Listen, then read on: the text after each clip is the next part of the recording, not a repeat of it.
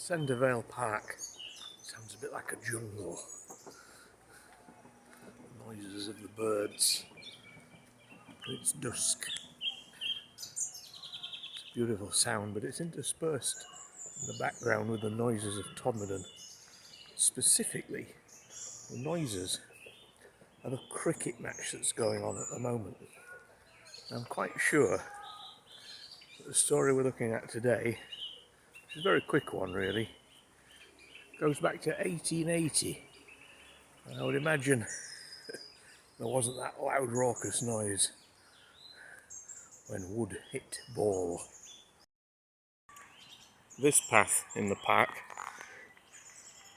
is about 200 years old. It would have been a route down into Todmorden for farms above the hills here. Now it's either the steepest path you walk up or the slipperiest that you walk down.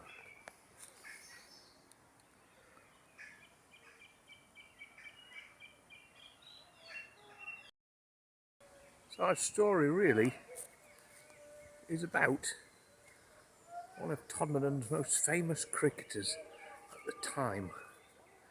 He was a member of a family with the surname Blakey.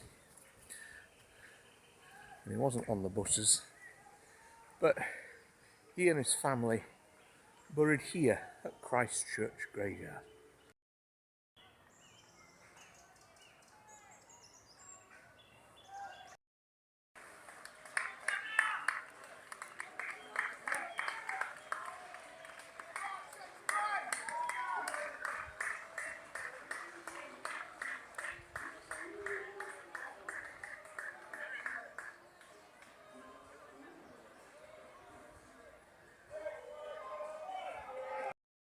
So as we head through the graveyard at Christchurch to reach the Blakey grave, I'll show you a few of the bits, some of which I've not been able to make into full videos, possibly because of the subject matter or there's not enough to go on. Yeah, let's have a look what's here. So in a matter of 9 months, this graveyard has been transformed.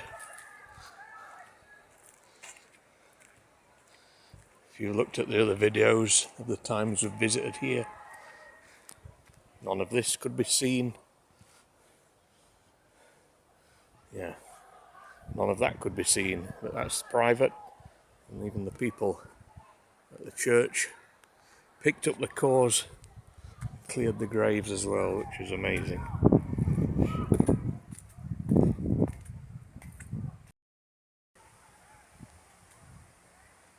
And a lot of work has gone into ensuring the graves now have a longer lifespan and covered to protect them from weeds.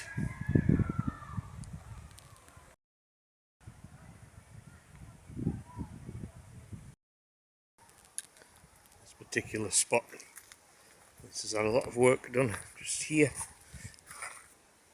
and the one at the end, this is a tomb that I uncovered and cleared.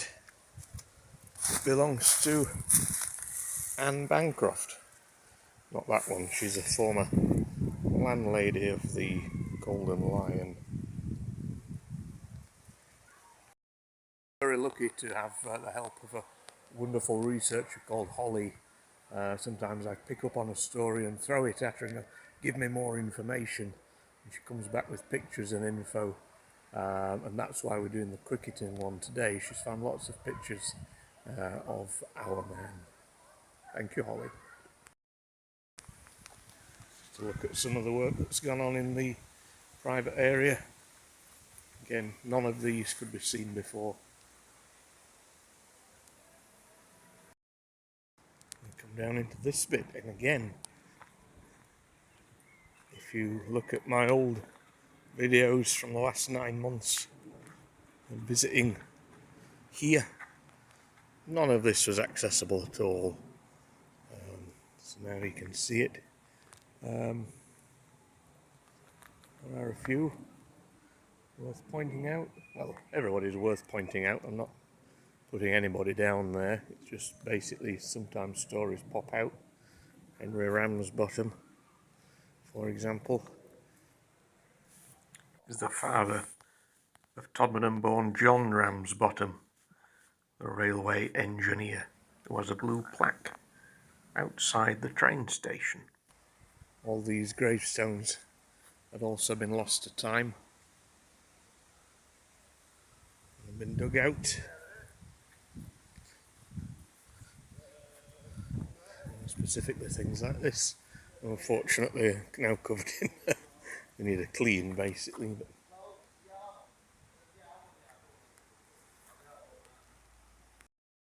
again, you can see where work has gone to clear these graves.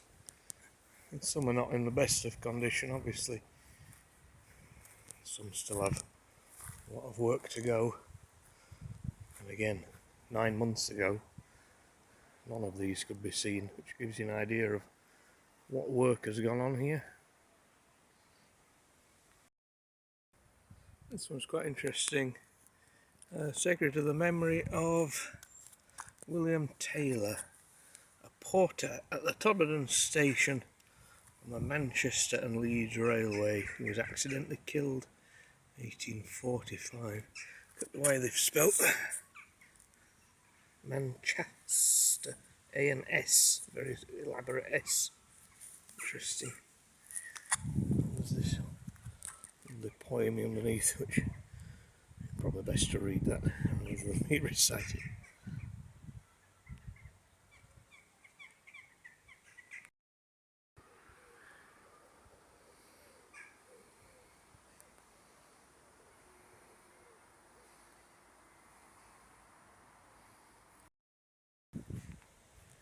I think this area is one of the big differences. This was completely covered up. None of these could be seen, not only have they been cleared, but look at the work that's gone on. Amazing. Of course, our old friend James Ellsworth is here.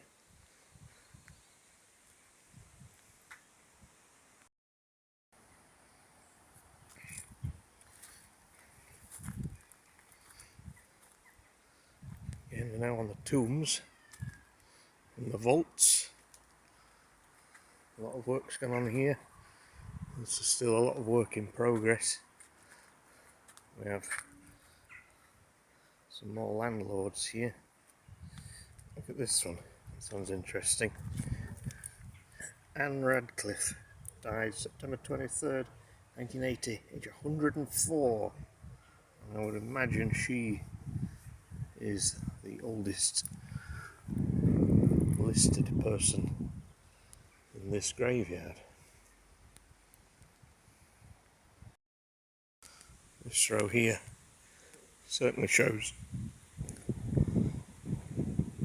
a great example of how much work's gone on. Most of these graves are now adopted. Well, I believe there probably will still be graves here that you could adopt if you wanted to look after one. Remember, a lot of the families of the people here are long since gone.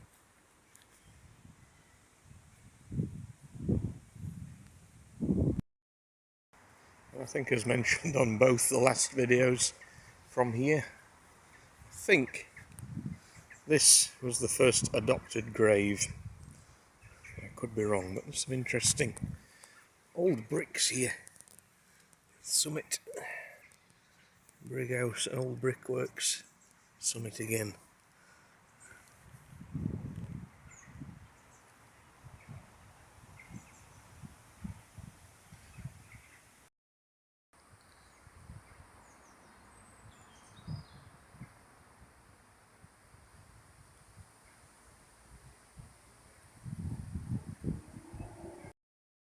So the gravestone we're looking for today is just down here.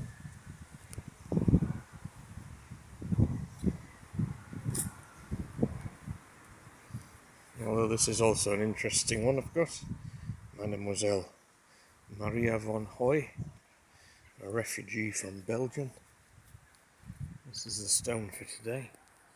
This is the Blakey tombstone, and we have photos of most of these people, including of course Fred Blakey, the cricketer. Fred Blakey was born in Leeds in 1863, came to Todmorden as a groundsman for the cricket club, but became a player and turned professional in 1886, staying at Todmorden until 1892.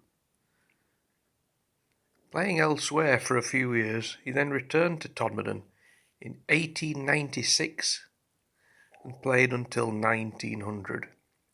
At Todmorden, his record was 4,098 runs and 382 wickets.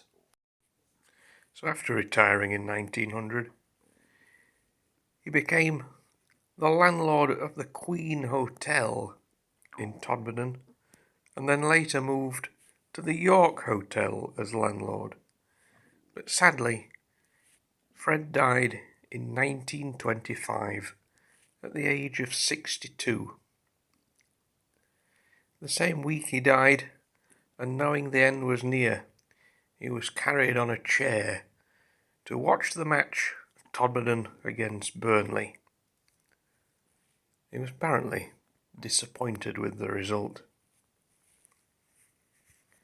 Blakey was a well-known and respected man.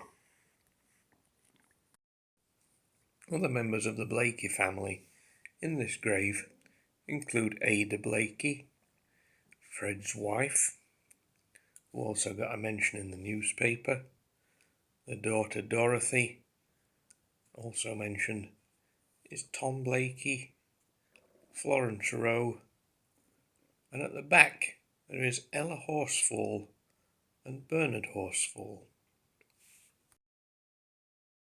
Unfortunately, there's a bit of trees chopped down here.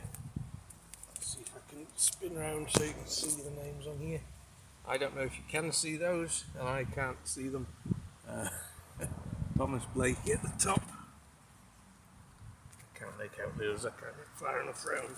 But just at the back of it here, but also belonging to this grave, is this one of Ella Horsfall and Bernard. Much newer gravestone, 1990. So I was going to do a story on, and even did a little preview for, is this one. It belongs to the Roarers. Hopefully I pronounced that right. Sometimes some stories are too tragic to tell. I just couldn't bring myself to do a story of this, but I'll show you the gravestone and very quickly tell you what happened. The Roarer family tragedy took place on Christmas Eve, where the children were playing.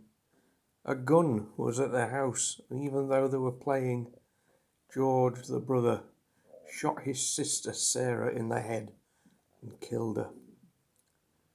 George would later go to war and die in France. Tragic story. Was very difficult to tell. Okay, so it's getting a bit dark to stay here now, so I'll return another day. Obviously there are still stories being uncovered here in Christchurch, and there are still stories being told not just by me but other people as well. There are events on which you can come and book for, do graveyard tours and listen to stories. There is of course the Friends of Christchurch Facebook group, Friends of Christchurch in Todmorden, I think it's called. But yeah, what amazing work's gone on here. Who knows what it'll look like again in another few months when I do another one of these, find some more stories to tell. In the meantime, take care, see you very soon.